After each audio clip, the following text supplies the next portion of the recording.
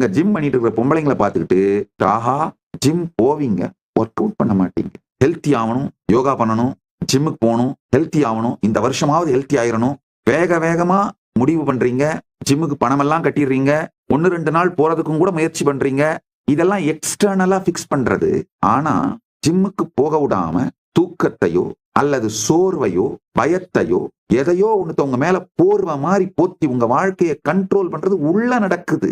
அதை பிக்ஸ் பண்ணாம நீங்க வெளியில எத்தனை ஜிம்முக்கு பணம் கட்டி ஷூ வாங்கி அந்த ஜிம்ல போட்டுக்கிற ட்ரெஸ் அத்தனையும் வாங்கி சகலத்தையும் ரெடி பண்ணாலும் அங்க போயும் அங்க ஜிம் பண்ணிட்டு இருக்கிற பொம்பளைங்களை பார்த்துக்கிட்டு இல்ல வேற யாராவது ஜிம்ம நல்லா ஒர்க் அவுட் பண்றவங்களை பார்த்துட்டு ஆஹா அப்படின்னு பார்த்துட்டு வருவோமே தவிர ஜிம் போவீங்க, ஒர்க் அவுட் பண்ண மாட்டீங்க. உள்ளுக்குள்ள பிக்ஸ் பண்ணணுங்கய்யா. முதல்ல இந்த உள்ளுக்குள்ள இருக்கிற அன்கான்சியஸ் டயர்ட்னஸ், அன்கான்சியஸ் ஸ்ட்ரெஸ், அன்கான்சியஸாவே ஓடிட்டு இருக்கிற அந்த லோ பயோ எனர்ஜி, அதை பிக்ஸ் பண்ணணும். உங்க லைஃப் ஜஸ்ட் உங்களை பிரதிபலிக்குது. உங்க வாழ்க்கை உங்களை மிரர் பண்ணுதுங்கய்யா. நீங்க எப்படி இருக்கீங்களோ அதை அப்படியே உங்க வாழ்க்கை பிரதிபலிச்சு காட்டுது. எத்தனை பேருக்கு புரியுதோ ஒரு கமெண்ட்டை போடுங்க. யாருக்கெல்லாம் இது புரியணும்னு நினைக்கிறீங்களோ ஒரு ஷேர் பண்ணி விடுங்க.